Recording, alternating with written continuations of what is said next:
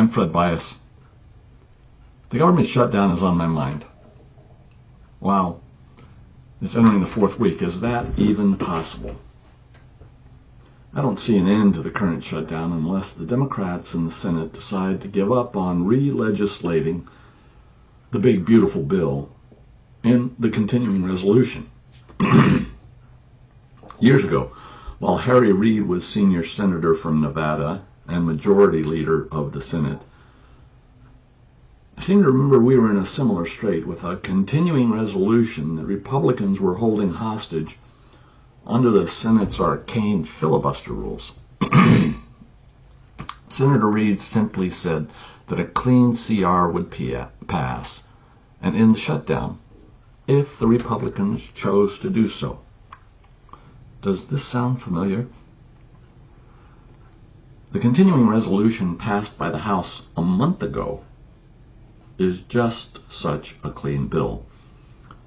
There are no bells or whistles, no sacred cows or gold watches inserted into the House bill. The House bill does not reverse any of the big, beautiful bill provisions to reduce and tighten up Medicaid in the near term. Honestly, they are saying, hey, we are doing exactly what Harry Reid said to do. Senate Democrats are having none of it. They are choosing to be hoisted on their own petard. I think they are wrong and way overplaying their hand. The House and Senate Republicans in the White House have no incentive to reopen the government. Come on.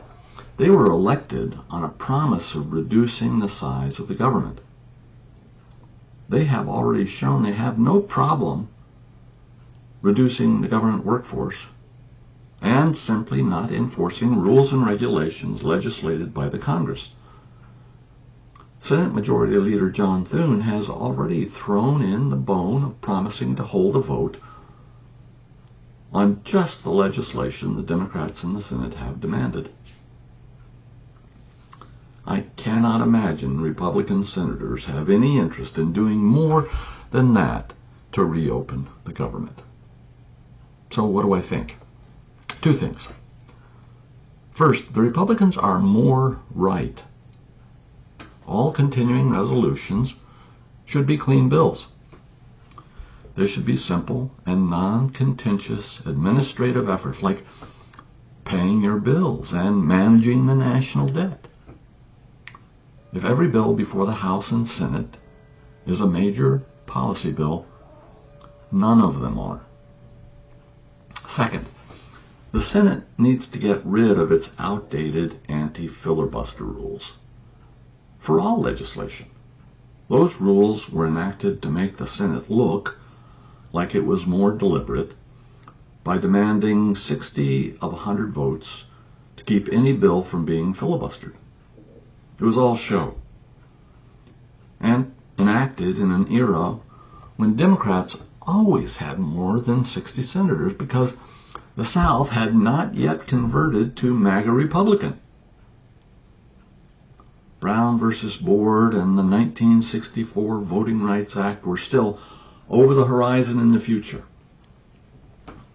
We simply are not that country anymore, and only purists think it remains a good idea to expect more than a majority will ever agree with anything that needs to get done.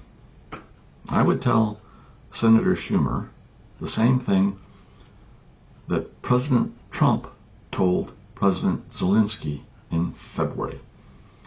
You don't have the cards. If Chuck and the Democrats want to see the government massively downsized and unable to do all that the Congress has told it to do, keep up your noble quest. But honestly, Chuck, you don't have the cards. Oh, and tell Amy to stop the F-bomb all the time.